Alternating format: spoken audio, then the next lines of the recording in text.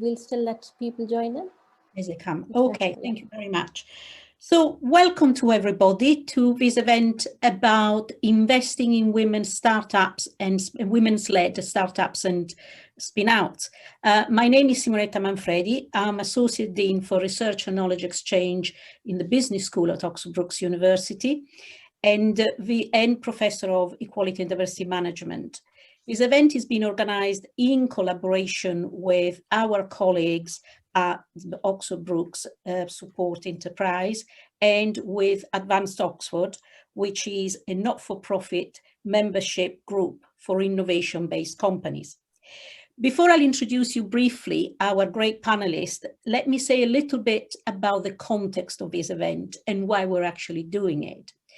My colleagues and I, over the last 2 years, in fact, we've been leading a project looking at the underrepresentation of women as founders of spin-out companies or startups-led companies, which are actually created to translate research into either technologies or products or services that can be applied, can be used. What we have found, and this project is part of a series of projects funded by the EPSRC as part of their Inclusion Matter program. What we have found that women founders represent nationally only 13% of founders of spin-out companies. The University of Oxford, which is leading in terms of creation of spin-out companies nationally, does a little bit better, 18%, but still, considering how many they create, certainly there is scope for improvements. We're running this event in collaboration with Advanced Oxford, as together with Sarah Haywood, who is the Managing Director of Advanced Oxford, we also decided to take a look at outside the academia, but also at the broader ecosystem in Oxfordshire. And based on a sample that was provided to us by Advanced Oxford, we did a discussion paper and we explored 110 companies, 53 of them being actually spin-outs companies, others not necessarily spin-outs, but some of them were actually in the past spin-outs. And again, the picture was very similar. We found that only 14% on this sample of these companies had been founded by women. Also, we found that in terms of leadership of these companies, almost 90% have a male CEO. So there seems to be a picture here, and it's a little bit disappointing. It's not surprising because I don't think that the Oxfordshire ecosystem is much different from others. But it is a bit disappointing considering that a lot of the companies, especially in the Oxfordshire ecosystem, are biotech, pharmaceutical based, where indeed there are quite a lot of women in these disciplines. As part of the research that we have done, we've also trying to speak to the women. We interviewed a number of women and men, for that matter, who have successfully founded spin-outs, especially to explore whether there are any gender differences. And one end, explore what the barriers or the enablers might be and whether they're experienced differently by men and women in terms of creating either startups or spin-out companies. And one thing that comes up consistently is the relationship with investors and seeking investments. Now, the data shows, and not just the data for our research, but also other pieces of research like the Rose Review that looked at entrepreneurship at a national level, they show that women-led companies tend to get less investment and they're less likely to be on the high growth list. When we interview the women, also there was a perception that perhaps sometimes there might be some bias possibly in the investors community, or anyway, there seems to be something happening there. So we thought it would be really a good idea then to have a panel with the investor themselves, so trying to explore what the issues might be. I mean, on the positive note, it's really encouraging to see that there are more and more investors like the one that we are very privileged to have here today as guests, who are becoming aware of these issues, and clearly they want to do something about it. So I've asked Sarah, who also has a background, as well as being the managing director of Advanced Oxford. She's also executive director of MedCity, and she has experience as previous experience as senior civil servant working for the business department, for the Department of Business. And I thought that she would be probably more appropriate to chair this debate and to ask the questions, since Sarah has a serious business background, while I'm just a curious academic. And then with us, we've been joined by Claire Brown, who is from Oxford Science Innovation, Claudio D'Angelo, who is a founder and managing director of Specs Capital, Julie Sylvester, who is a head of commercial at the Funding Scale Up Enterprises, and Rebecca Todd, investment director at Longwall Venture Partners. Before I hand it over to Sarah, just a couple of things. The event is being recorded, so if anybody misses it or other people wouldn't able to join, they would be able to follow it. So Sarah will open the discussion with the panelists. Then there will be opportunities for the audience either to ask questions or make comments. Please use either the questions function or the chat function. And indeed, feel free also to participate informally by putting your comments in the chat.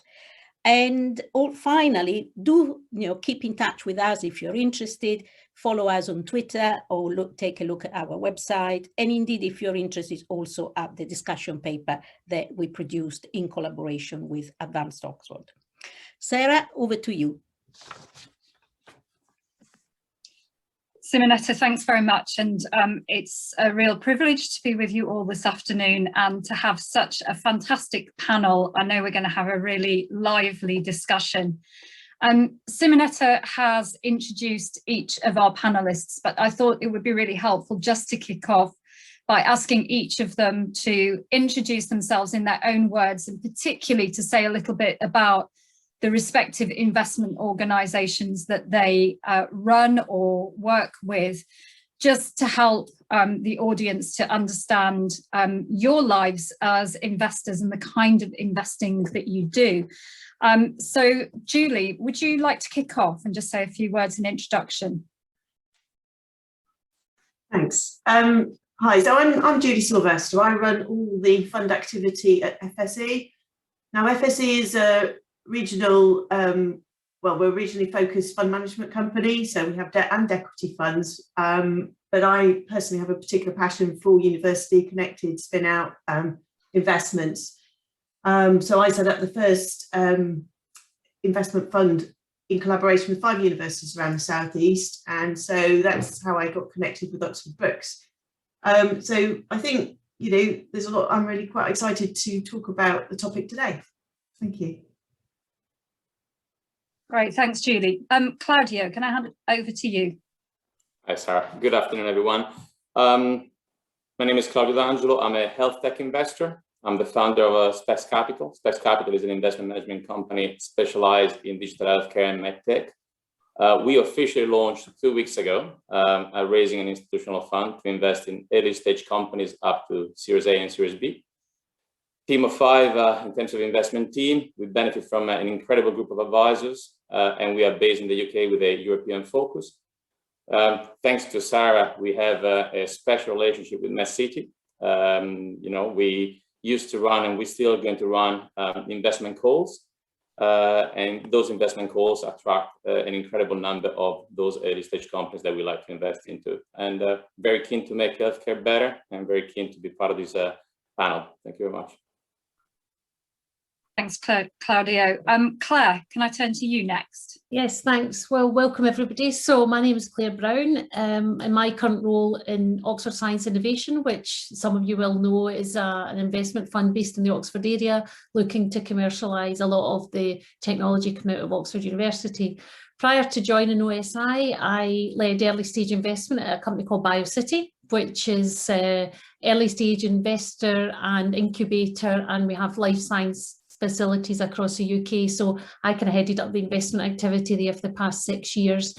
doing a variety of early stage investments, from therapeutic platforms to service-based businesses to kind of medical devices. And, you know, very much at the coalface of company creation, which is a lot of what we do at OSI as well. So I've really been involved in setting up management teams from scratch, trying to find the right people to come and join businesses. So I'm very conscious. I've invested in quite a number of female founders, whether it's their first time as a CEO. And I was looking at my percentages, and I think out of the 18 investments I did at BioCity, I think 6 of them or 7 of them have female founders, which I think is quite a good percentage. But prior to that, you know, most of my career has been in the biopharmaceutical industry. And I think maybe throughout the conversation today, we'll talk about some of the differences, because I worked in corporate venture for a year. And I think we have quite a very different environment in large corporates. And I've worked in AstraZeneca, UCB, Genzyme. And I guess from a kind of diversity perspective, these organizations have really hit the nail on the button on how you can actually really bring diversity into your organization in a seamless way. So there's a lot that the investment industry can learn from how large organizations like AstraZeneca have done. So maybe I'll be able to bring a bit of that into my into the discussion. Claire, thanks very much. Yes, we will definitely come back to some of those issues that you've raised. So Rebecca, finally, can I ask you to say a little bit about yourself and about Longwall? Yeah, sure. So Longwall Ventures is Oxfordshire based, is probably the best way to describe it. We're down on Harwell, the office is down on Harwell campus, about 15 miles south of Oxford. And over the years, Longwall's invested in quite a few Oxford spin-outs and other spin-outs. That's sort of what we don't just invest in spin-outs, we invest in all sorts of early stage technology companies. But a lot of them have been spin-outs, which I know is the topic. But I started investing in startups after an accidental career move, which I didn't expect to happen, but you know, these things do, in 2006. And back, I can tell you that the world is so different now than it was 15 years ago in 2006. I started my first job meeting as an associate and then an investment manager at another firm in Oxford. And I started meeting companies. I tried to meet sort of 2 or 3 companies a week to sort of learn about them and to as part of my investment management job. And I was about 18 months or so into my job when I went to a meeting room and found another woman in the room. And I thought, gosh, I haven't had a meeting with another woman in all that time, like no, not another one in a meeting, let alone any other female investors. Although I was pretty young and pretty junior then, you know, everybody just told me to be like Kate Bingham. That was it, you know, that was she was the role model. So, you know, it's really has changed in the last 15 years. Just to sort of put, there's huge amounts more work to do. There's no question in my mind, but you know, boy, was it even worse back then. I had quite a formative experience in my MBA course. That's how I made the change. And I did a VC competition where we pretended to be VCs. And I happened to land in a team. I overheard some people talking about setting up a team to do a VC competition. And there were a couple of women in my course, of which, of course, being at business school, that was only sort of 20% of the people on the course were women. And they were saying, you know, let's do a team. We put a team together, and sort of accidentally, deliberately, when we realized there were 4 of the 5 team members were women, we decided to have a female team. Now, completely unexpectedly, we won the competition. There's a whole story behind that, but it really wasn't the plan. And we ended up going and representing Oxford, the Side Business School, with a European Venture Capital competition, only in London, sadly. Barcelona had been the year before, but there we go. And when we went for this weekend, this competition pretending to be investors, we not only did we find that we were obviously the only female team, all-female team, but we were the only women in any team in the whole competition. We were the only women in any of the companies that were sort of being put up as representative for women, for people to invest in. The only other women in the building was the woman who was organising it, as usual. So, you know, it was, but what was a really interesting experience through that was one of the judges from a big private equity firm came up to us at the end of this competition and said that he had kind of had an eye-opening experience watching us in this competition, because he said you know, he said that as a group of women, I mean, I wasn't really aware of this, but apparently we just approached the whole competition completely differently to all the groups of guys. We just worked differently as a team. And what it made him realise was that just sort of having the odd woman around the place doesn't change things, doesn't make a difference. You know, actually, you know, women do things differently, and he'd never really thought about that before. I'd never really thought about that before, and I'm still coming to terms with it, to be quite honest, because I'm not sure how comfortable I am with that observation. But it was a really, really interesting experience. And for me, I'd never really thought about gender. I'd never let gender be a thing in my working life and my career. It was something I kind of had to, you know, listen to and hear. But it's a really, really interesting change and dynamic, change in dynamic that we're going through at the moment, and we're partway on that journey. And it's wonderful that the stats are better than they used to be, but they're still shocking. So really, really nice to participate in this discussion. Thanks, Rebecca. And we'll come back to this issue about women as investors, as well as women as founders of companies. So going back to some of the statistics that Simonetta shared with us in her introductory comments, it's clear that as investors, you can't change the makeup of companies that come and pitch to you, certainly the ones that approach you.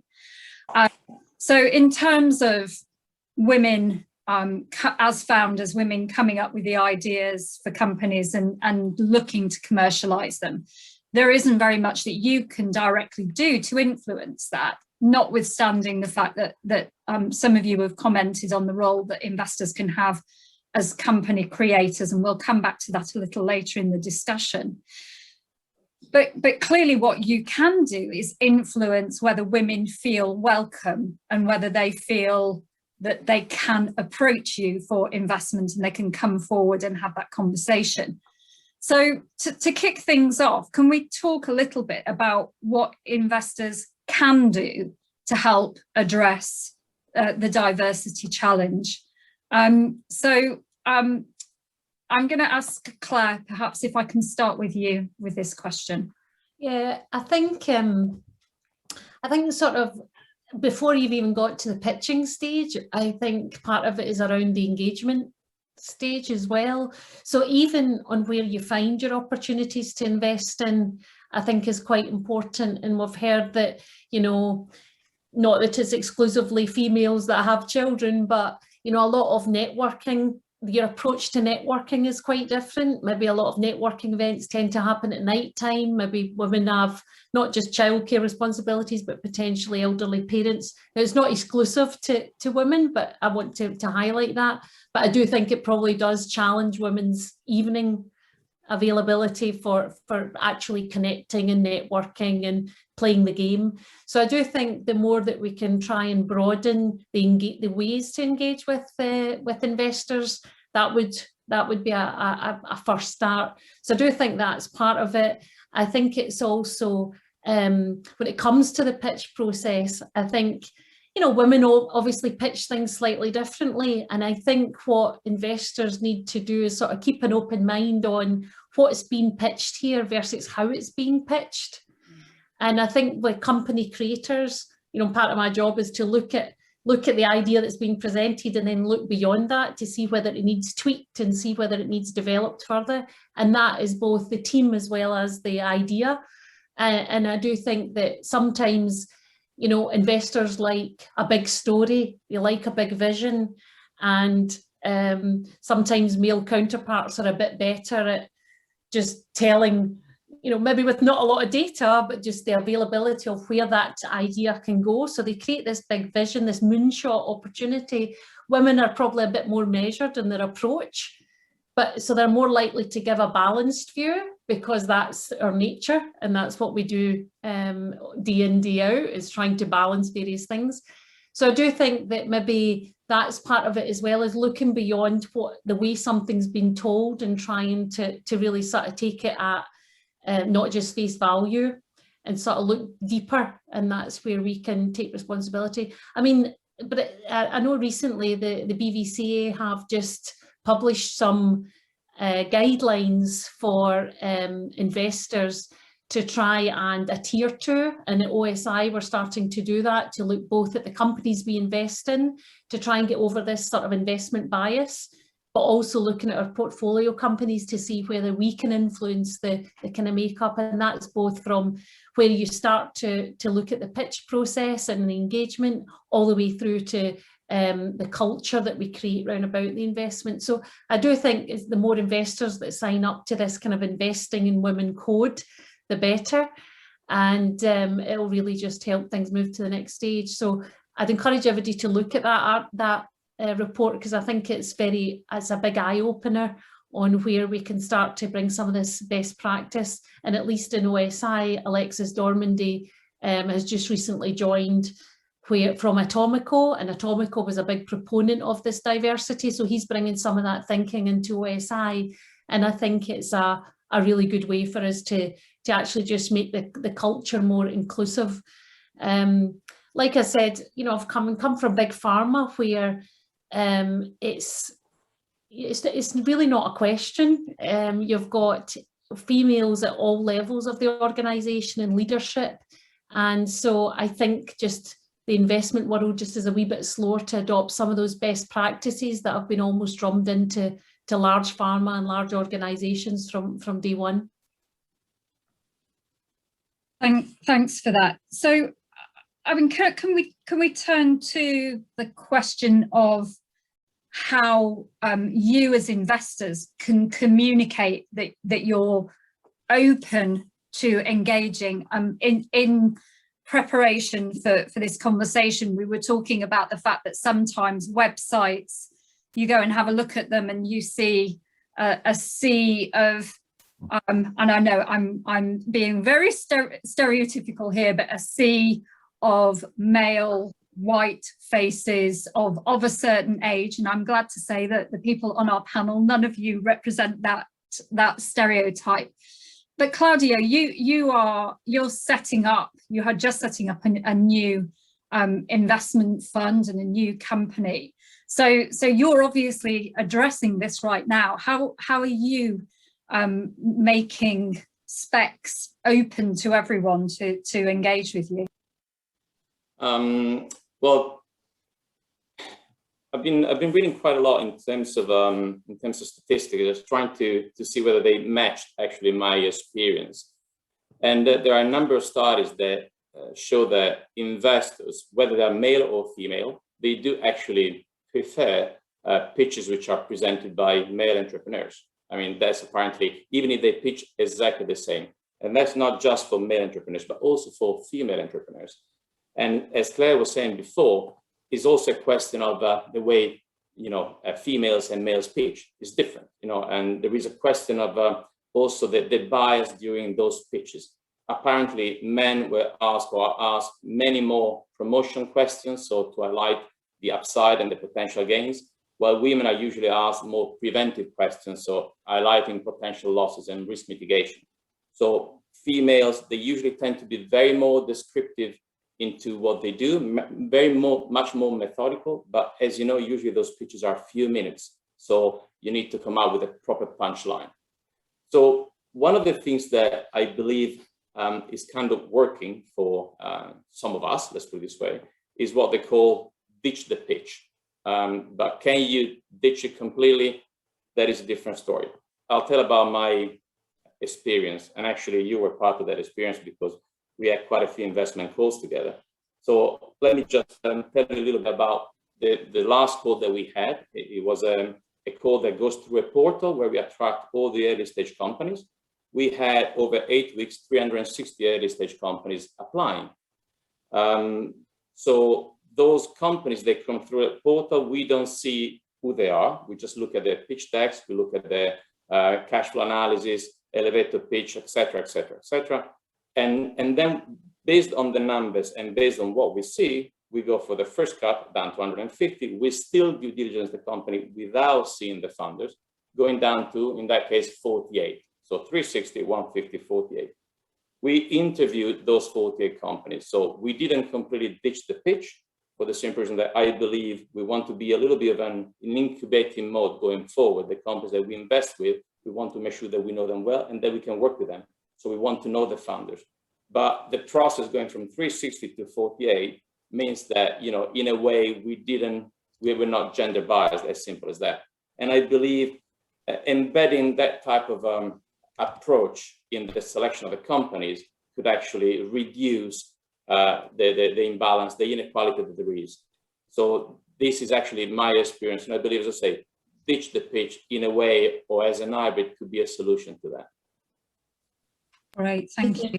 The challenge with that, though, to an extent, Claudia, I think about this quite a lot, for obvious reasons, but the challenge with that is I can get that for a kind of a make sure you don't filter stuff out with an unconscious bias. But beyond that, early stage investors, we're investing in people. And so there's only a certain route down the journey of considering investment you can go without kind of, you know, wanting to see the team and looking for those characteristics in an entrepreneur that you think are going to set them up for success. And the problem that I think you've identified and people have mentioned is that there's this sort of unconscious bias that VCs do a lot by pattern matching. You know, what they've seen before, they look for again, and that is pattern matching in sort of behaviors, characteristics, traits, that sort of thing. And we have to really kind of challenge ourselves to think through, well, what behaviors and characteristics and personality traits and things help to make an entrepreneur someone who's likely to do what, in my opinion, is the hardest job you can possibly try and do, which is start and build a company. You know, I feel very sort of honoured to work with the people that I've backed to go on that journey. And it's you know, so we have to challenge ourselves to not mistake kind of gendered behaviours with, you know, with what actually matters, that will translate into performance. And that's where I think there can be, you know, you need sort of self-awareness of how you're thinking about things. And some of the research has been done. I remember I read a study about where some researchers sat in VC meetings with pitches and kind of recorded, as you say, you talked about the kind of questions, but also recorded the kind of the words and the use of words and the assumptions and stuff. And it's absolutely shocking. But gesticulations, yeah, exactly. Some things are just personality. But I'm not sure I can put my hands up and say that I'm not susceptible to bias as a woman, because, you know, I've mostly dealt with men in the past. So, you know, it's challenging what actually, you know, the assumptions about what works and what doesn't work. But you've got to, but there's a, you know, I can't get very far without wanting to meet the people and get to more than once. I guess that's it as well. You try not to make those snap judgments on a 3-minute pitch that you meet in an event, as opposed to, if you really like it and you really like the idea, you will spend the time to meet them again and understand a bit more, and meet them in a more informal setting, not in a stage where they're already maybe projecting an artificial view of the type of person they are, and looking at them in the eyes to see whether you can work together longer term. And then I think the other bit is around, you know, this is more systemic than just the investor and the CEO or founder relationship. It's also where, you know, you asked Sarah about the relationship and where you source those deals. Well, a lot of the time they come from chairman. A chairman contacts his friend who's a VC investor, who's also a, you know, white middle-aged man. So I think once we start to see more diversification in the kind of systemic level within chairs and within, you know, senior execs, that will probably hopefully start to filter down again into the investment activity, because that's another area where, you know, the boards have to be more diverse, and therefore the relationship with it from a networking perspective will help. Can I say, we talk Rebecca, about it. Yeah, sorry. So I agree with you that we invest in people, but at the same time, you know, I'm in early stage, so there are so many companies out there. Most of them, they don't have revenues. So what we look at is traction. You know, it's like when you look at a CV, everybody's a fantastic CV, but you look at something with a little bit of flair, trying to understand what they bring to the table. So in order, from my point of view, because it is not a very tangible thing, to take away or to separate what is somebody's personality from the traction, because sometimes they get commingled if you have a pitch by somebody who's a very good salesman. So the idea from that point of view is, like I say, ditch the pitch up to a certain point. Once you select the traction, then potentially you go into getting to know the people. And that's something that I really want to do, because I say, I want to follow on with these guys. I want to get to know them. So I totally agree. I love the ditch the pitch concept. I never have pitches anyway. I hate pitches where people kind of have got this polished thing. In first meetings I have, I ask people not to, the presentation I've usually looked at the deck to kind of see if it's something that fits with us. And it's something that we'd be interested in. But then I usually ask people to tell them their story and how do they get here and where does it come from? Because I feel like I get to know them much better that way. But equally, I think that probably plays to a more diverse group, actually, thinking about it. And I think that, rather than a practiced.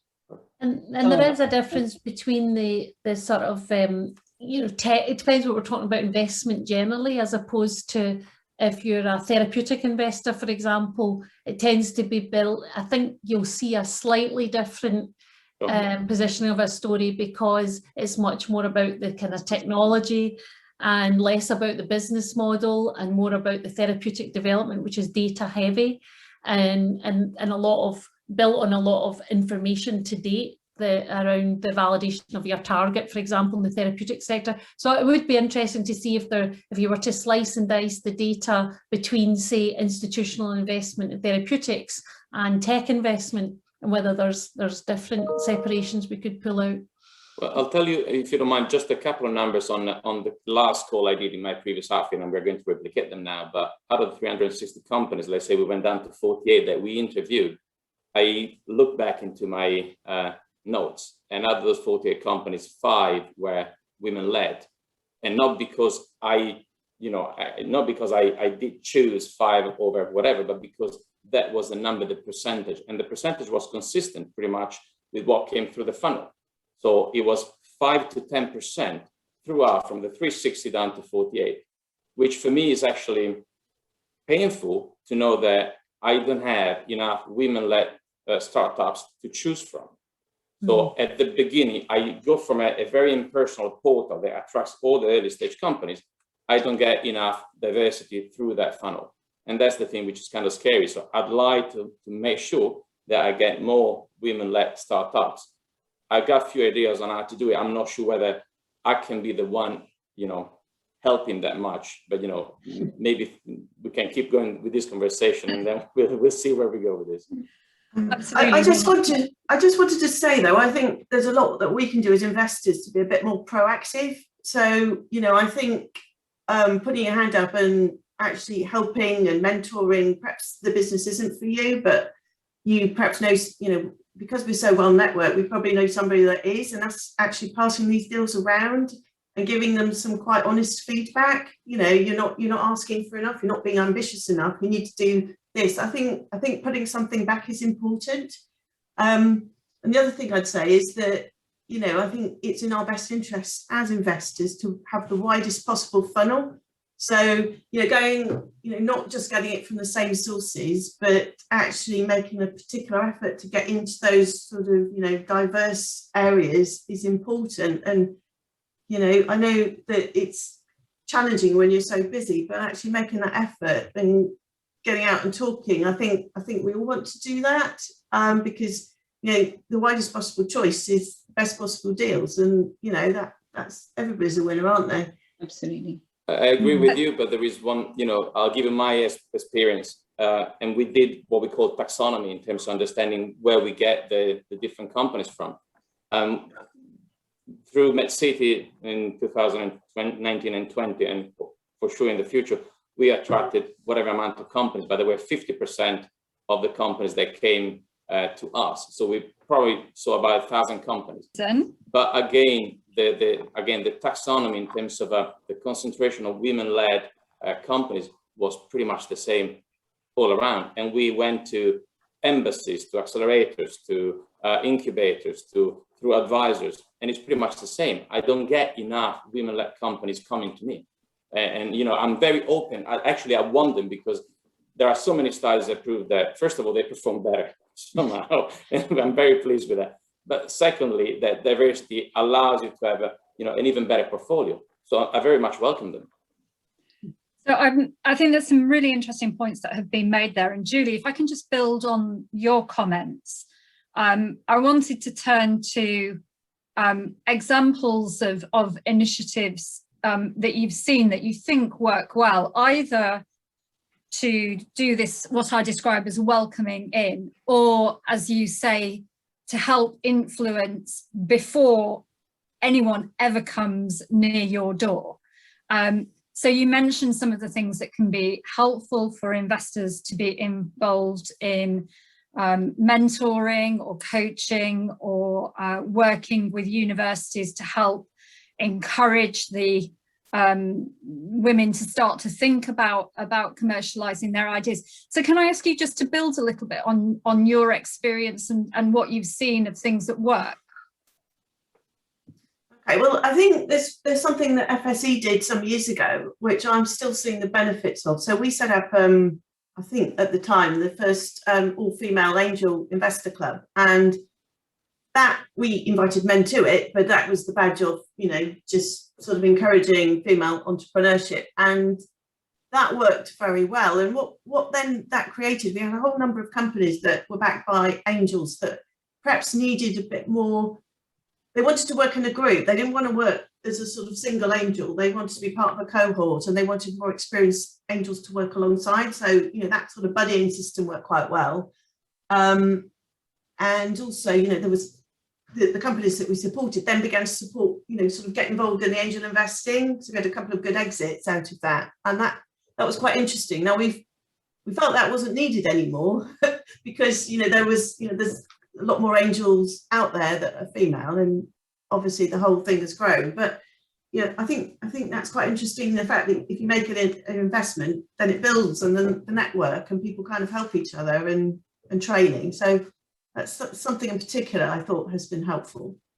Yeah, I mean, I would reflect my own experience in terms of being involved in angel investing, is that it's still, we still see so many more men in the angel networks than we do women. And I think we are starting to see some examples of networks that are trying to both encourage more women to participate as investors and angels, as well as encouraging women-founded businesses. Can I open up to other panel members in terms of things that you've seen that work? Well, there's quite a few people organising office hours. So, kind of, they call it office hours. So sort of where you get investors to volunteer to be available for sort of conversations with would-be entrepreneurs or early stage entrepreneurs, to chat to them about their plans and what their finance, in a kind of a non-threatening, friendly, mentory kind of way. And some of them are female focused, so female investors meeting female entrepreneurs, and I'm sure that helps. I can't tell you it does. I haven't got stats, but I'm sure it must do. People seem to really appreciate it. There's no question about that. And the other thing I think that has really changed the whole ecosystem, but I'm sure it must level the playing field as well for women, is just that the number of accelerators that there are now, and programs that are running that are providing people with the sort of the guidance and the education, if you like, and how to start a company and what to do. I worry that some of them channel too many businesses towards raising money when it's not necessarily the right thing. I knew one female entrepreneur who was starting, ran a service business, and a couple of years after she raised some very nice money, she sort of sat and had a heart to heart with me and kind of said, we're really going to struggle. I really don't think I should have taken investment money. I think this isn't the right sort of business to take large amounts of equity investment. We were a service business, and this is what the accelerator kind of taught me to do, and sort of thing. So I sort of slightly worry that they're pushing people a little bit too hard on an automatic path, but it certainly is a route for all different sorts of people to get into the ecosystem and to get in, and they've transformed the world of entrepreneurship as far as I'm concerned in the time that I've been doing this. So that's got to level the playing field, I'm sure. I think that's a point really well made. I remember being quite a long time ago, being at an event with Debbie Harland from SR1 back in the days when yeah, she was my other role model, I remember. Yeah, the GSK's corporate venturing arm, and she said, don't forget what it is that you want to be when you grow up. This was to companies that were starting out, by which she meant, don't take any money from anyone, because that will influence, what later fundraising and what you become as a company. And I've always had that as a sort of mantra in the back of my mind ever since. But thanks, Rebecca, for that. And I think what you're referring to in terms of demystifying a little bit what investment is and who and what investors are, so that there's a sort of a better sense of how to build a relationship. Claire, it goes back to what you were saying earlier, which is that the investment journey for you as an investor is not just someone comes and pitches to you and you go, great, yeah, let's give you the money. It's very much about building a relationship over time. Yeah, exactly, because you're going to have to sit across the table from that person for years to come, which transcends just your initial impression of them. I think one of the things that you can do as well is when people are pitching is try and have a diversity on the interview panel or the kind of pitching panel, so that people see someone maybe a bit like themselves when they're coming to pitch, so they're not automatically met by a sea of a single archetype of person. And I think that transcends gender into diversity in all aspects. But then I think, you asked what can investors do, so it also goes beyond the, okay, you've got through the engagement, you've got through the pitch, and now you want to invest. Well, one of the things to not just invest in a founder, but to keep that founder engaged over time in the business to deliver the returns that the investor needs, is making sure you've got a structure within that portfolio company that is attractive to keep a female founder incentivized. And that goes to the policies and maybe the investment agreements, and making sure things are, future proof, not just for women, but for men, so that actually the environment becomes, we're in this together, we're in this journey together, and we recognise people's lives change. So where can we flex, and where do we actually make sure there's good, I'm thinking about leave policies, things like that, just things as a business that make sure that we're looking after those people, because at the end of the day, early founders that are females may be in their childbearing years, and it's something as an investor you'd be thinking about, well, that person, how do I manage my investment to make sure the delivery happens in those critical early stages. But you also want to support the founder who's wanting to start on this journey and hope that they'll come back once they've had their children and continue on that journey. So I think it goes beyond the actual getting them in the door and all the way through to the investment agreements and just the policies in place for the company itself. But touching on what you were saying about diversity in the pitching panel and then the group and the investment, Longwall, I'm really proud to say, is more than 50% women now. And that's pretty unusual, as you said, that there's, as you said, Sarah, there's a sort of, you quite often bring up websites for investors and it's just a sea of men until you get to, the executive assistants and things. And it's terribly disappointing for women looking at. And when I was looking for a new job a while ago, I was faced by that, and I kind of, picked slightly defending on that as well.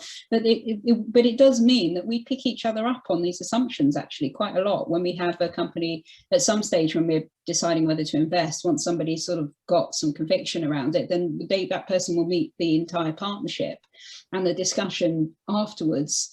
Quite often, if it's a woman, then there'll be some question of, well, why are you saying that about her? Is that a bias? Is that, we'll have this. We sort of, we do have these discussions, and it is really important that there is, I think, an environment where those things can be questioned and challenged. Yeah, definitely. I think it's about attitude really, and you know, calling people out. You know, I've been in meetings where they said she doesn't look like a CEO. Well, why the hell not? What does a CEO look like? Who are we to say? But you know, from my perspective, I also think, you know, there's quite a lot of women coming in at the beginning, and it's for us to actually train and bring those people on, no matter what background. Because, you know, I think a diverse team is a better decision, as I think somebody said earlier.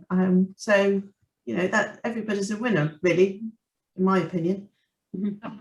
Absolutely. So I think some really interesting points there, and I know from the discussion paper that we developed, Simonetta, I'm sure will be thinking, if not saying, that in terms of the age profile of when women were founding companies, from the sample of companies that we looked like, it was sort of smack bang in those childbearing years. So Claire, your point about how you build the relationship over time and you flex to allow other things that are going on in people's lives apart from nurturing this baby of their company is also really important.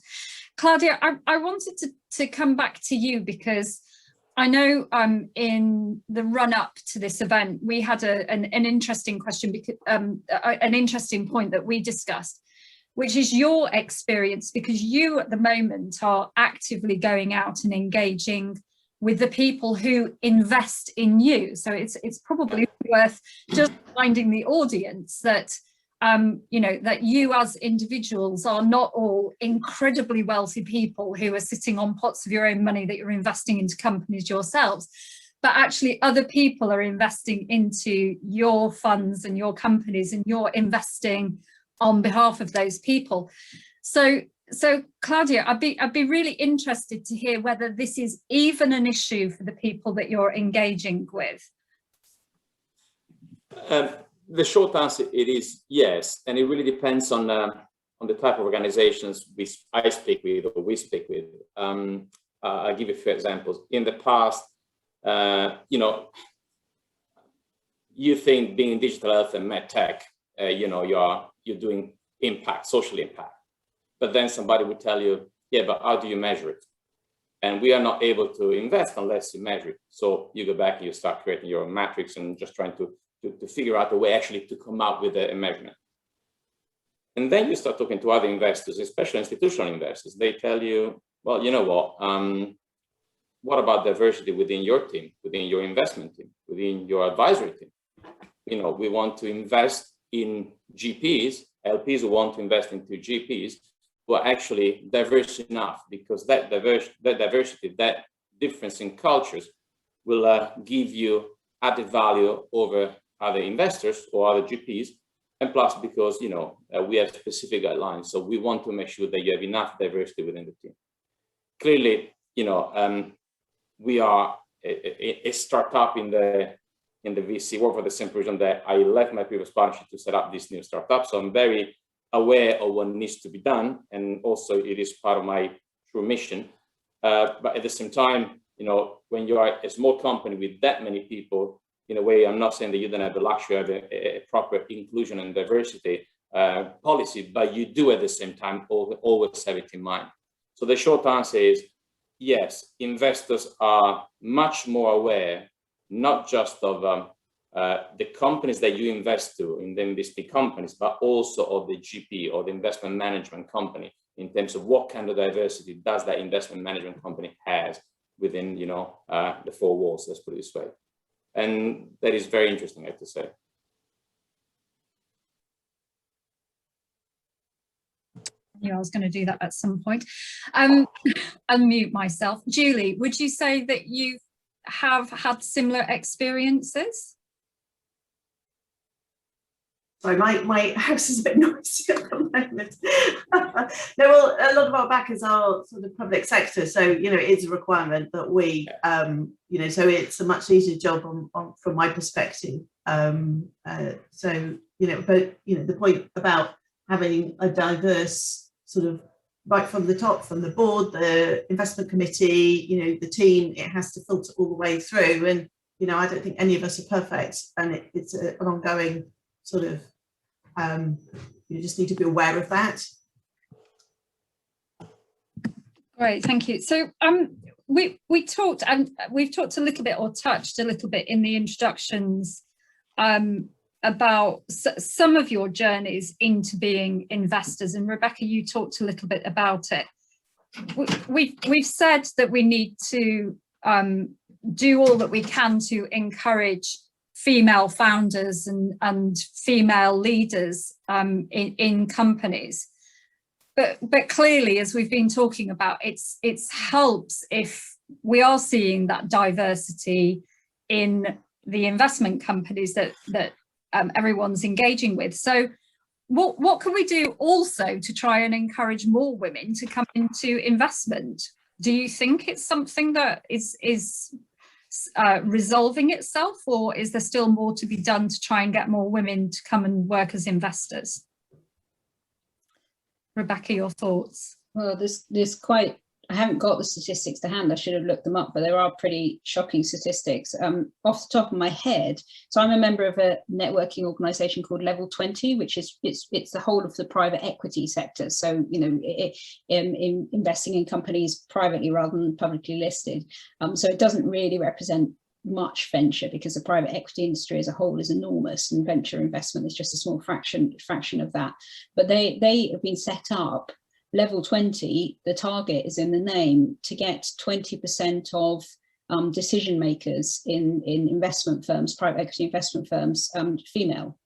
And at the moment, well, I think their last report, it had increased from 6.5% to 7%. So, you know, we've heard some pretty shockingly low statistics, but, you know, in the actual, the thing is that you kind of progress to a decision-making role. So, you know, that's actually making a decision to invest, you know, investment committee partner, that sort of level, investment director, whatever. You know, I would count myself in that stat, but, you know, you have to learn the job. So, you know, there's like all of these things, there's, you know, there's fewer female prime ministers, and there's fewer ministers, and there's fewer, you know, it takes time for people to sort of rise up through the system. But that said, in venture investing, people come in from the sides. It isn't really a hierarchical system. You know, actually the best, you know, some of the best funds, I think, are ones where pretty much everybody's on a level, and it's just a, you know, it's a group activity. So, you know, but so the statistics are still shocking, and there is a lot of work to be done. And I'm absolutely sure that having women investors to meet women entrepreneurs is an important thing to open up the whole space and increase, and you know, of course, more widely in other, I'm sure the shockings in diversity, other statistics in other aspects of diversity are just as bad. But you know, they're arranging processes of sort of mentoring, and that's that sort of, and just reporting on it and encouraging women to meet with women and talk to other women. And you know, it's definitely changing. You know, the 15, that was one of the aspects of my early years 15 years ago, that I really pretty much didn't have any other female co-investors. And when I was on a board with a startup board with other investors, they were all men and I was the only woman, and that was just the way it was for many, many years. And that's definitely different now. I've got a good, you know, a good mix of co-investors and syndicate partners. But you know, it's still pretty shocking in the overall picture. But what would be interesting would be to try and, because we talk about investing holistically, and it goes back to my earlier point around, you know, corporate venturing as a subdivision as opposed to institutional. You've talked about private equity, and whether, you know, because I think where people end up in a fund at a seniority level does vary quite a bit, whether you've gone down, you know, maybe more of an operational route within a large organisation, or you've been a founder, an entrepreneur, and then moved into VC, as opposed to whether you've gone down the management consulting route and then moved in where you've got, or the finance route. And I wonder whether maybe if you're to look below the bonnet of enough of those companies to understand whether there's some patterns emerging, mainly from where they've come from. Because I think that would probably tell quite a different story. And I suspect the corporate VC side will be a bit more balanced in gender and all areas of diversity, just because of the points we made earlier. But where they've come in through other routes, where for whatever reason people have come off the track earlier, maybe to have families, maybe to look after elderly parents, whatever. So they've never got to that level of seniority before they've actually made it into the kind of upper echelons to be a partner in a fund, for example. So I think that'd be an interesting point of research for somebody to do. I think it would be because the traditional, I mean, most people that I meet running, so this is institutional funds we're talking about here, where people are investing other people's money, the distinction you made earlier, Sarah, that most of the people I meet have got a background, well, historically, I think it's improving now, but the background of a VC, of an venture investor generally was sort of banking, finance, accountancy, that sort of thing, which is different in the US. In the US, way more VCs were entrepreneurs who succeeded and then set up, raised their own funds.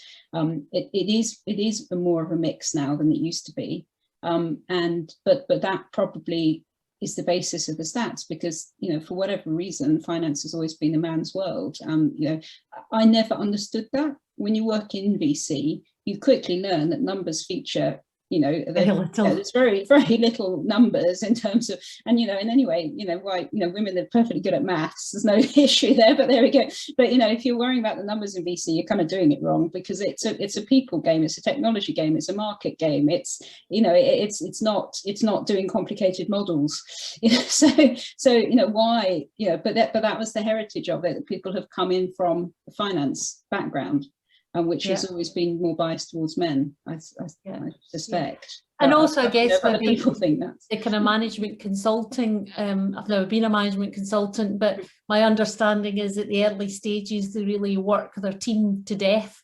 And these young guys and girls that probably at some point, maybe getting towards that stage where some make different career choices because of, quite frankly, what a difficult career path it can be. And so again, maybe it's almost going back at the earlier stages to see where these people are coming from, versus if you're, as I said, a therapeutic investor, most people have done their PhD and then a postdoc and then worked in an industry for a while. So your kind of work speaks for itself, because you've worked in an industry for 15 years and you're just as, you know, credible as somebody who's, you know, a man or a woman, because it's all about sector experience. So I think there probably is a slicing and dicing of the metrics to try and work out if it's just investing in VC generally that needs tweaking, or whether there's other areas that probably need more concentration, potentially. Right. I'm going to pause the conversation here, because I can see that there are quite a lot of comments that have been posted into the chat, some comments and questions. So I wonder whether I can just hand over to Nicola, and could you perhaps just pose a couple of questions that have come up, and then we can get some responses to specific points that have been raised by the audience.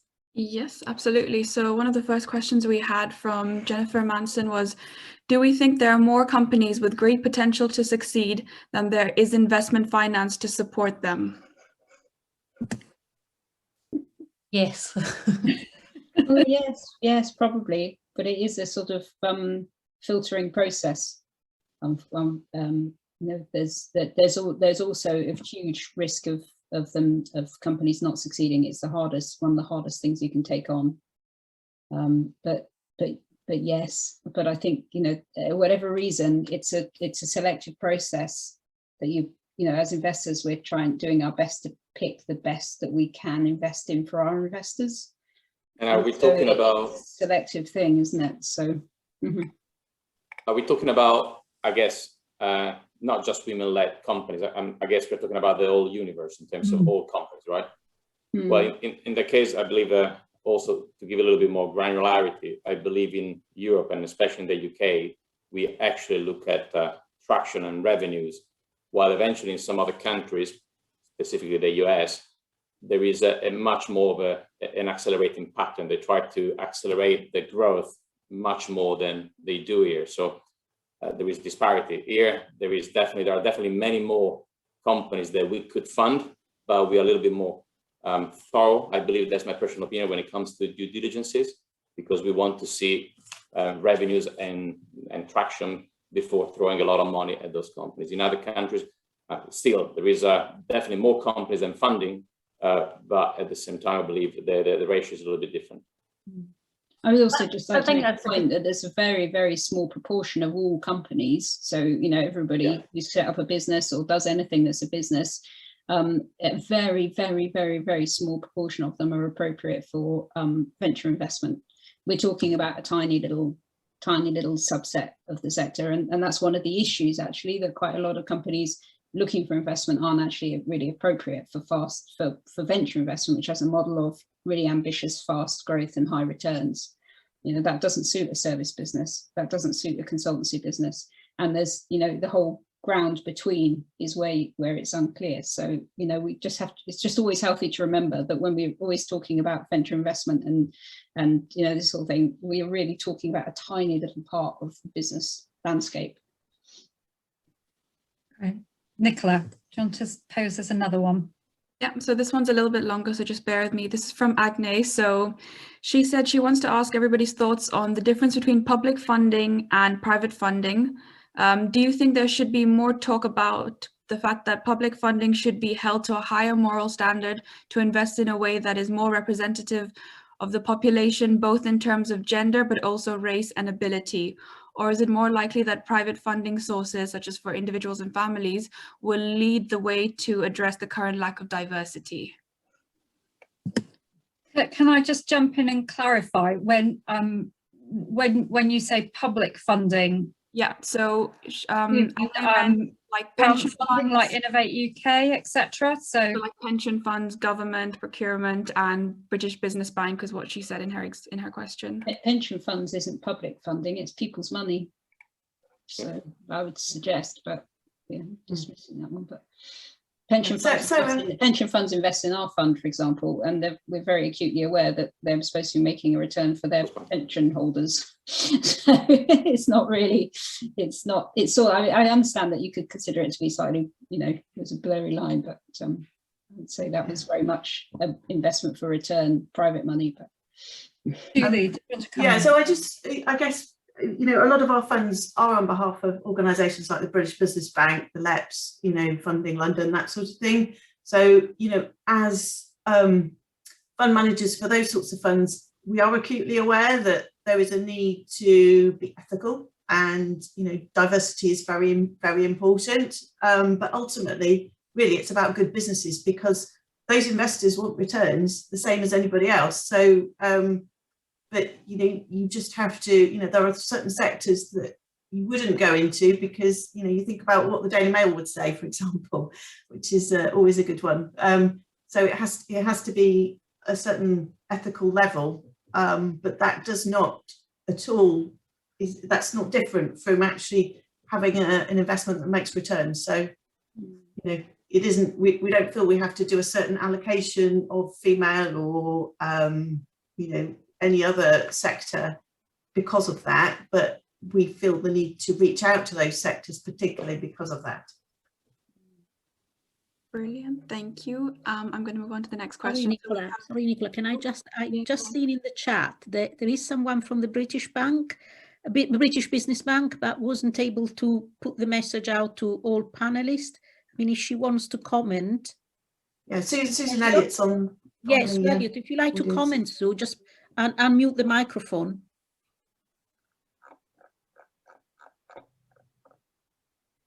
Maybe she's not on the call anymore. I don't know. I think she is. No, I am actually. Sorry, I've just done that. Just picking up on Julie's point, thank you for just giving me a little bit of just a few minutes on that. And I think it's important to understand where the British Business Bank fits in the ecosystem in terms of providing finance and applying guarantees through commercial lenders and investors, not investing so much directly. Startup loans is one of the specifics on that, and but our job is leveraging in the private sector. So it's actually, there is more work to be done in terms of making sure that we follow good business decisions, a bit like Julie was just saying, in terms of bringing in the right investors. And I think over the next probably 12, 18, 24 months in the whole of the, coming to the fore, the ESG agenda, I think there will be much more focus on where our funds are invested, and in turn where those funds are invested to end user businesses. So I think there is focus, but we we work through other commercial lenders. So all of those comments that people have just picked up on pensions and making good business decisions, I would support that, but happy to pick up after this call if anybody is interested in taking the conversation further. Thanks. Thank you very much. Problem. I will continue with the questions. So there's two questions from Jennifer Clamp. So the first one is, how do you assess the people? Do you use external advisors for an independent perspective? And the second one is, are backers explicitly for or against seeking greater diversity in investing for founders, or are they neutral? When you talk about how do they choose the people, I guess she's referring to the investing companies, the CEOs, entrepreneurs. Is that correct? Yeah, I would assume so. Yes, she said yes. So can you repeat the first question? How do you assess? How do you assess the people? Do you use external advisors for an independent perspective? Well, when it comes to that, if I can say it, when it comes to the companies that we look at, the target companies, we always have let's say a two-stage kind of approach. So we would definitely interview the entrepreneurs ourselves and assess them ourselves. But we would also have somebody else external. So in this case, I call them external, but our advisors, senior advisors, would eventually give us their opinion on these entrepreneurs. So sometimes we miss something, and we have some of the more senior advisors telling us what they think. So to me, it's both internal and external. Mm-hmm. There's a whole range of styles out there, and it's worth remembering that venture capital is a kind of an art as much as a science, and that there's a whole we're all small businesses sort of doing things in slightly different ways with slightly different investment theses and slightly different approaches. I've seen potential co-investors, if you like, syndicate partners. There's one that I was chatting to a little while ago who has brought into the partnership deliberately a recruiter who is an expert in psychometric analysis, and a part of their whole investment thesis is that they do psychometric analysis on the entrepreneur, who's going to be leading the business, and deep referencing. And they take quite a lot of pride in that less than 1 in 10 sort of meet the threshold. But then beyond that, their investment mandate is really, really broad. They'll invest in pretty much anything where the entrepreneur meets that threshold, and it's completely led by wanting to find the best performance people, leaders, and backing them. And we kind of do very little of that. But so my approach is that actually because we invest very early and we're very involved in our companies, and we kind of see ourselves as sort of partners, financing partners, and involved in it, then my relationship with the founder is as much a role in that as anything else. So and so it's it's what Claire said, you have lots of sort of meetings, you get to know them, and and if I'm having a kind of being part of sort of creating a positive culture and a positive dynamic, what I don't want to do is find myself in a role where I'm kind of policing and I'm picking up problems and being negative and having to kind of rein in and control. That's not the sort of positive growth atmosphere. So I might not invest in a company if that's just for whatever reasons of personalities, that's the sort of dynamic it creates. Whereas, it doesn't mean that CEO isn't going to go on to be the best CEO. It's just, how we work together is not great. So there's sort of, some people use psychometric analysis and also think, I'm sure they can be really kind of interesting, but because we we acknowledge that our involvement has an impact in the role, just like the people they recruit will have an impact in the role. We have sometimes used some tools like that, but we tend to just work on how does the relationship develop, and we develop a relationship in the time that we're doing a deal. But it's something that we've talked about recently, is how much should we be trusting our judgment and the fallacy of mistakenly trusting our judgment. So it's an interesting topic and a tricky one. But I think the other big key bit is around, and it's so broad because it does vary quite a bit on the type of investment you're doing, but there's always this question of, depending on the business, are you investing in a B quality technology with an A founder, or are you investing in an A technology with a B founder, because that's something you can change. You can, a lot of investors will maybe come across the founder, but that's not necessarily the executive of the business. And that's not because of their gender, that's just because they're not the right person to take the business to the next stage. So I do think that that's where investors probably could be a bit more aware of who they bring in to take that technology over to the next stage, and instead of maybe going back to their more traditional contacts that might have been the individual they bring in. But if they could then broaden and say, well, actually, is there an opportunity to diversify this management team going forward? It's just a key point, is that you're not always you might inherit a founder with a business, but it may not be the executive. And it's going to be different for every business, Claire. That's such an important point, depending on what the thing, and there's different perspectives. But the key thing to remember here as well is that it shouldn't just be us picking them, they should be picking us. I mean, we're going into a partnership here. And I want to be backing people who have kind of, got the luxury of a bit of choice as to who they work with and who they want to have as their shareholders, and that it's a good fit. And there's a fit between the investor and the company and their vision and their ambition, and that those things work together. So, you have to be slightly careful not to get into a world where investors have this power over companies. We're going into partnership.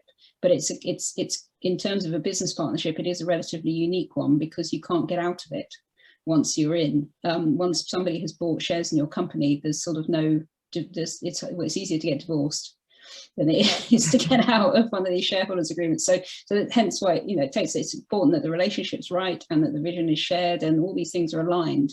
And it's not just about the characteristics of the founder, or the executive, or the entrepreneur. It's a whole mix of factors. Yeah, exactly. And I think maybe I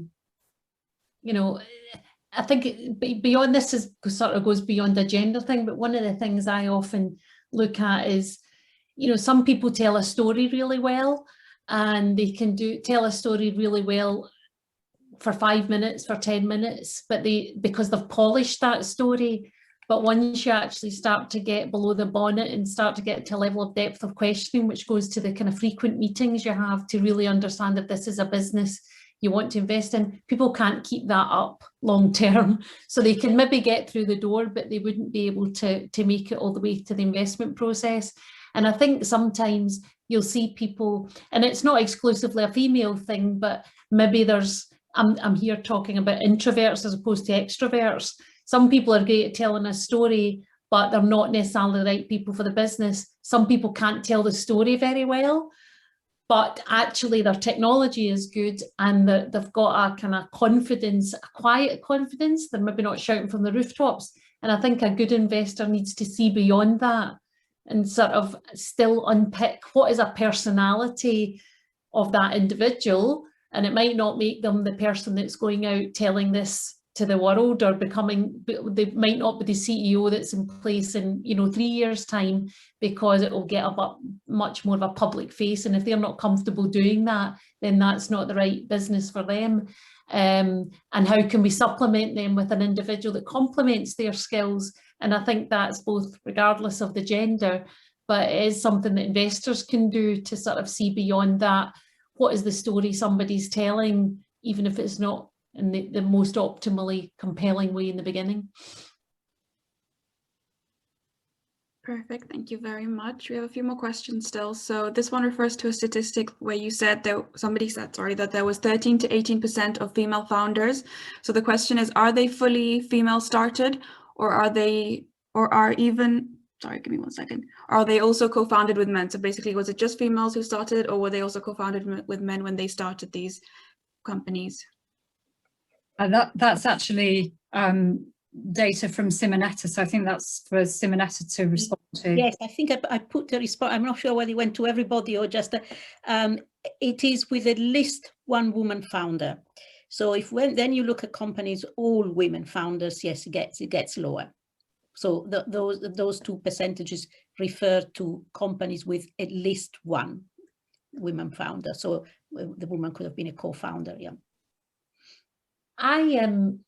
I came across an interesting thing around females. Now, Rebecca, you talked earlier on about your experience at business school. Mm-hmm. And one of the things that came out in one of the papers, which was around the case studies they use at business school. Oh, And the Heidi Rosen. Yeah, did you see that? Where they changed the name? Well, it was mainly because if you look at the people, even in a kind of business mindset, the vast majority of the case studies in MBA classes tend to use males at the heart of it. So it goes back to that whole systemic view around how you view women in business, I think more generally, and that's something very simple that could be changed. But also about female-male traits. There's one of the case studies that everybody does at business school is about a woman called Heidi Rosen, who was a networker in Silicon Valley. She's just one of these super connectors who just puts people together, and they always sort of discuss her, how she works, what her role was, and stuff like that. They changed her name to a man, and they did basically a controlled trial. They had two classrooms discussing the same case, one where the name was a woman and one where the name was a man, and then recorded the kind of the discussion around her. And you know, it was classic stuff about women and men, because it was about how, you know, there's a lot of people said she was rather pushy, and, you know, kind of, you know, aggressive, and, you know, not very likable and that sort of thing. And when it was a man's name, you know, it was perfectly acceptable behavior. So, you know, so it's those sort of, you know, it was a lovely study, because, you know, it was absolutely, you know, comparable, direct comparison. So yeah, exactly, because you do about all these things, what not to do. I do quite a lot of them. I talk with my hands too much. I've got very kind of female traits, and you know, the body language that you can't change. It reads into this bit, quite a lot, because you kind of want, if you're an investor and you're meeting an entrepreneur, you want someone who's driven, who's pushy, you kind of want those traits, because they're a business leader. You want them to be ambitious, you want them to be, and yet when we meet them in women, our instinct is to think that those aren't very nice people. You know, women are supposed to be likable and friendly and soft and unaggressive, and those are these traits, you know, they're socialized very, very early, and it will change eventually, but you know, maybe it will change eventually, I don't know. Claire, if I can say I feel your pain. I'm male and Italian. I do talk a lot with my hands. So I know where you're coming from. That's what they say, the worst thing to do, but it's just something that I guess there are just ways that the way women speak, the way women tilt their head. In fact, there was another point that they mentioned, which is women will nod in meetings regularly, almost like encouragement to other parties, and I find myself doing that quite a lot.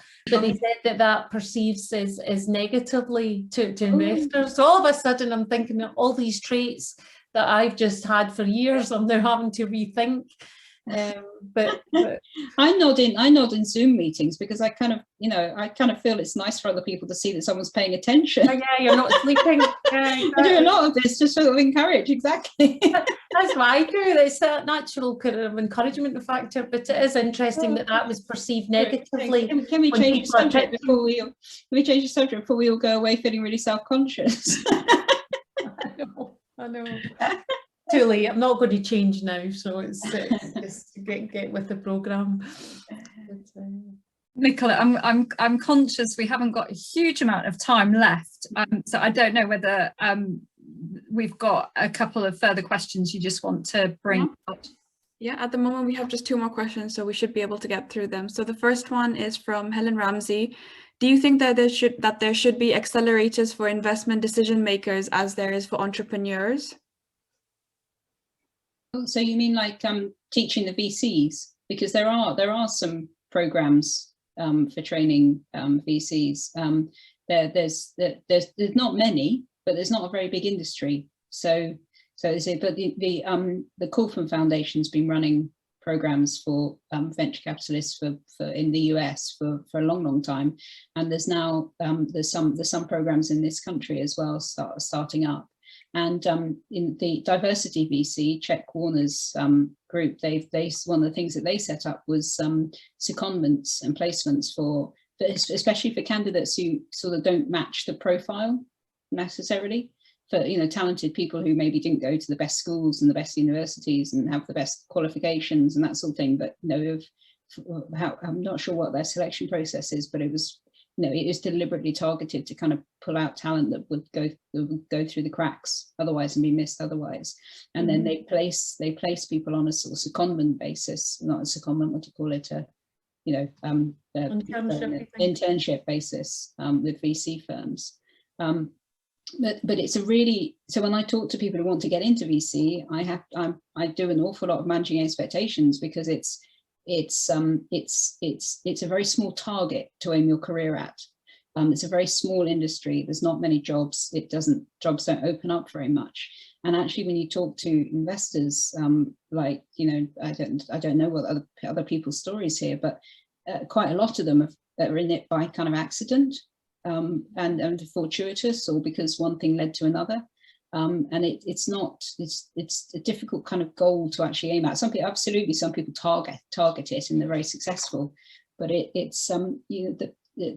think the best investors are ones who've done a lot of something else first. So you learn, you get experience that becomes relevant to what you're doing in your job. But there are training schemes. And I guess maybe when you think about, I'd be interested to hear your perspective, Rebecca, on the sort of trajectory of a career trajectory of a jobbing investor, because in reality, you're only as good as the performance of your last fund. And, there seems to be quite a big spread between, principal level and then partner level. And so, given, and again, not to bring age into it, which is another big topic, but when people have had that experience level to become a partner, it's quite a big jump. And so do a lot of people get to the point where they're not senior enough to be a partner, but they're too senior enough to maybe be a principal, and that transition's difficult. And then you could be looking for your next career move in your 50s, late 40s. It's a difficult career path. Yeah, I think it is a job for later in career. I definitely do. Whether I was too early or too late, time will tell, I guess. But there's it is because once you're a partner in a fund, that's it. That's your life because you've invested, and your performance. You're part of that partnership and that fund, and you're tied in for so long. You're kind of tied in. I'm sure people can leave, but people don't, because why would you? And if it's until they don't raise the next fund, that's how VC funds, I suppose, sort of dry up. But it's a very slow process. It is something that if you're somebody who wants to keep doing new challenges, it's a job for when you've got. I think it's a job for when you've got quite a lot of experience that you feel you can bring to bear and to use in your job, rather than for one where you're learning and growing. So I think you're right. I don't know, Claire, because I haven't seen a lot of people have only recently, in my experience, started to come in quite young. So it's sort of where will it play out? I'm not sure, but you do see people come in quite young, get a bit of a VC experience, and then think that they then step out into companies. And operational experience, and I'm quite sure a lot of them want to come back. I guess that's what I'm trying to think about, the generation, beyond me, the younger generation coming through, particularly young females, how do you best advise them? So I think your point about level 20 is great, because it just gives people an avenue to learn and explore. But I do think the kind of, you know, associate level up through the VCs, it is something that you have to think about. Well, where do you see your career going longer term? Because it is quite difficult to make that gap into partner level, and that can be quite challenging.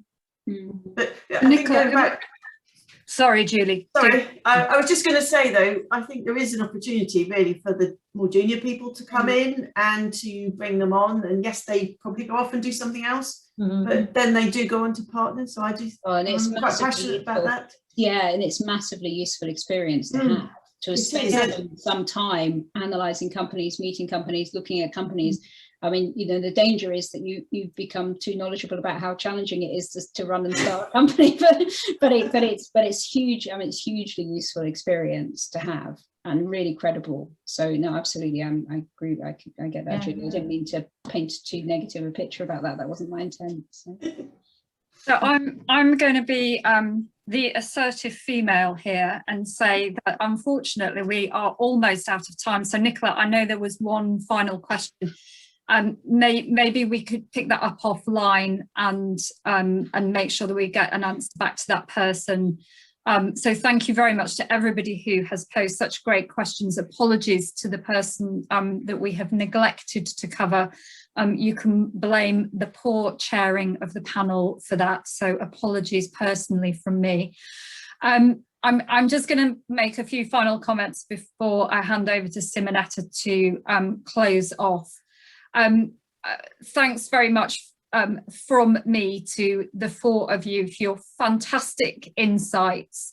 I think you've all been incredibly open and honest about the realities, and I think that is a great opportunity for people to hear, both those people that have been able to join us live today, but also those people that will watch. I think you have certainly peeled away a number of the layers of the onion, and I think that people will benefit incredibly from having your perspectives. I just wanted to reflect on a couple of the things that I've heard that I think are really important. We've heard the importance of relationships, that investors are not making decisions which are split decisions. It's often about relationships that are formed over quite a long period of time. And it's often not about one person, but it's about a team, and about an investable team as well as an investable idea. We've heard that the relationship with an investor is a partnership. So it's incredibly important that the investor fits with the company and the company fits with the investor, because this is not a relationship that is short term, and you have to have a shared view of where the company is going. We've heard some interesting ideas about ditching the pitch and about how we can blind the process a little bit more, which I think is incredibly important. And we've also heard some really interesting perspectives on perceptions of traits that are deemed to be male and female, which we're not going to be able to solve today or overnight, but I think recognizing that that's something that we're all prone to, however much we try not to be, is incredibly important. I think in terms of, if for me, there is one action I think that we could take from this. We've heard some really great examples from the people that have spoken to us today about the things that they do outside of being the VC who's the person that you engage with, and about the opportunities for investors to support earlier stage programs and processes where people are starting to think about whether they commercialize. We've heard also that that doesn't mean that exploring that possibility to set up a company means A, that you have to, or B, that you have to raise equity in order to take it forward. But by having more investors perhaps engaged in some of those earlier stage programs, whether they're run in universities or through accelerators, growth hubs, etc. It creates an opportunity for all people, all potential entrepreneurs, regardless of gender, age, ethnicity, etc., to see, as I hope you've all seen today, that these are great people and they're real and normal people and not scary monsters at all. But people just like us who are interested to see great opportunities and want to work to support great entrepreneurs to do fantastic things. So thank you to all of you for being here today. I really appreciate it. And Simonetta, over to you. Well, very briefly, first of all, Sarah, thank you. I think you wrapped it up beautifully in terms of picking up some of the key points. I just wish to thank you all. Thank you, Sarah, for sharing. Thank you to the panelists. You've been really the insight. You've been fantastic. And I really enjoyed it. Very genuine, very, the conversation has been flowing really, really nicely and giving us, I've learned an awful lot, very good insight. Thank you so much to our audience as well for really interesting questions and comments.